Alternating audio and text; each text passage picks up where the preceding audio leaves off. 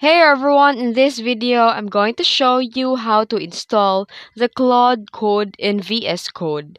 Let's get started.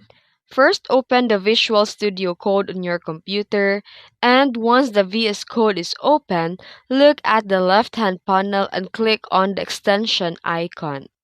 Next, click on the search bar at the top and type Claude code. The VS Code will now search the marketplace for extension. Now you'll see the Claude code on the result and click on it. Now select install and if prompted, click trust publisher and install to continue.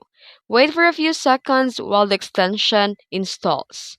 While the installation is complete, the Claude code will appear inside your VS Code and ready to use. You can also enable auto updates for extensions to make sure that you're always using the latest version. And that's it. If you found this video helpful, don't forget to like and subscribe for more tutorials. Thanks for watching.